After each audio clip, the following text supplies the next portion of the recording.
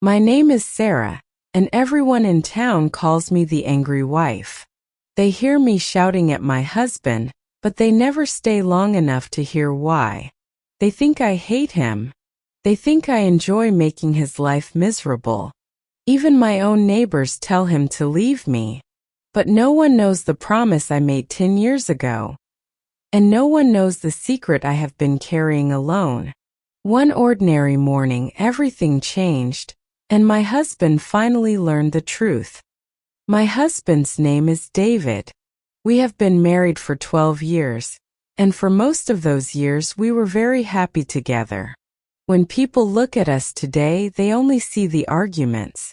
They do not know how our story began. I met David when I was 24 years old. I had just started working at a small bookstore in our town. One rainy afternoon, a tall man walked in looking for a history book. He smiled at me and asked for help. We talked for almost an hour, not only about books but also about our dreams, our families, and the places we wanted to visit one day. Before he left, he asked if I would like to have dinner with him. I said yes without thinking twice. From that day, we were almost always together. David was kind, patient, and honest. He made me laugh even on my worst days. He remembered the little things that made me happy. Sometimes he surprised me with flowers. Sometimes he brought home my favorite chocolate after work. He was never a rich man, but he always made me feel like the luckiest woman in the world. 2 years later, we got married in a small church with our family and closest friends. It was not a big wedding, but it was perfect for us. We promised to stay together through good times and bad times. We believed nothing could ever separate us. We dreamed about buying a little house, raising children, and growing old together. For many years, life was peaceful. We worked hard, laughed often, and spent every weekend together. Every evening, David came home with a smile on his face, and I waited for him with dinner on the table. We talked about everything. We trusted each other with our deepest thoughts and biggest dreams. If someone had told me back then that one day the neighbors would call me the angry wife, I would have laughed. I never imagined that our happy marriage could change so much. But life has a strange way of changing people.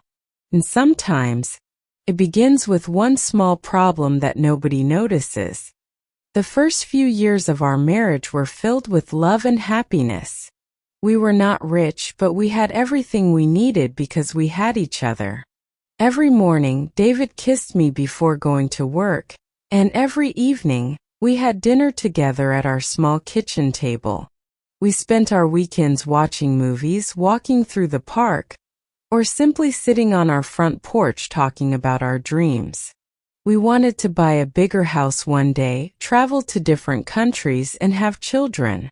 Whenever life became difficult, David always smiled and said, "As long as we're together, we'll be okay." Those words made me feel safe, and I believed that nothing could ever come between us. Everything began to change when David received an offer from a large construction company. The salary was much better than his old job, and we were both excited about the opportunity. We thought it was the beginning of a better life. We could finally save money, pay our bills without worrying, and maybe even start the family we had always dreamed of. I encouraged him to accept the job because I wanted him to be happy, and I was proud that his hard work was finally being noticed. At first, nothing seemed different. David still came home with a smile, and we enjoyed our evenings together. But after a few weeks, his schedule became much busier. He started working longer hours, and every day he arrived home a little later than the day before. Sometimes he came home after 9 o'clock. Other nights it was almost midnight. He looked exhausted, his clothes were covered with dust, and all he wanted to do was eat something and go straight to bed. I understood that he was working hard for our future, so I never complained. Instead, I warmed up his dinner, listened to his stories about work, and hoped things would return to normal soon. Months passed, but life only became busier. We no longer shared breakfast because David left the house before I woke up. We stopped eating dinner together because I was usually asleep when he finally came home. Our Friday movie nights disappeared, and our Sunday walks became nothing more than old memories. We still lived under the same roof, but sometimes it felt as though we were living completely different lives. I missed the little conversations we used to have. I missed laughing together over silly jokes. Most of all, I missed feeling like I was the most important person in his life. Then came our 12th wedding anniversary. I wanted to make the day special because we had not spent much time together for months. I woke up early, cleaned the house, bought fresh flowers, and spent hours cooking David's favorite dinner. I even baked a small chocolate cake, just like I had done on our first anniversary. Before the sun went down, I lit a few candles and put on the blue dress that David had always said was his favorite. I looked around the dining room and smiled. Everything was perfect. All I needed was my husband to walk through the front door.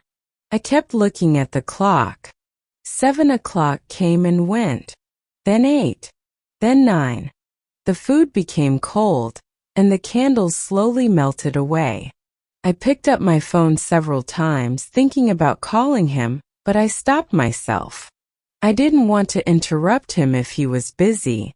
Deep inside, I still believed he would remember what day it was. A few minutes before 10 o'clock, I finally heard the front door open.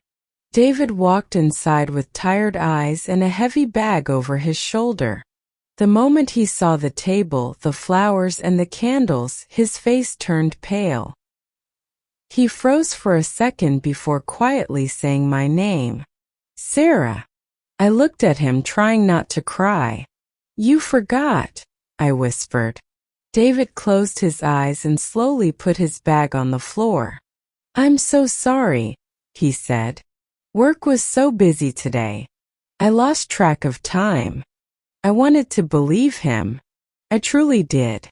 But all the loneliness I had been carrying for months suddenly came pouring out. For the first time in our marriage, I raised my voice. I told him I was tired of eating alone. I told him I was tired of waiting by the window every night. I told him I didn't care about the money anymore because I would rather have my husband than a bigger house. Every word came from a heart that had been hurting for a very long time. David never shouted back. He stood quietly and listened to every word I said. When I finally stopped speaking, he looked at me with sadness in his eyes and softly replied, Sarah, everything I'm doing is for us. I just want to give you a better life. But that night, I couldn't hear the love behind his words. All I could feel was the distance growing between us. After that night, nothing was the same. Our arguments became more frequent, and before long, the neighbors began to notice. Sometimes they heard my voice through the open windows. Sometimes they saw me pointing my finger at David as he quietly stood there without saying a word. They never knew what happened before those moments. They never saw me waiting alone for hours or crying after he had fallen asleep. They only heard the arguments, and little by little, I became known as the angry wife. The truth was, I never wanted to fight with David. I was not angry because I hated him. I was angry because I missed him. I missed the man who used to bring me flowers for no reason. I missed our long walks in the park and our late-night conversations. I missed laughing together over silly jokes. Every time I raised my voice, I was really asking for one simple thing. Please don't forget about us. But instead of saying those words, I let my frustration speak for me. One evening, David came home earlier than usual. I was standing in the kitchen, ready to complain once again about how late he had been all week.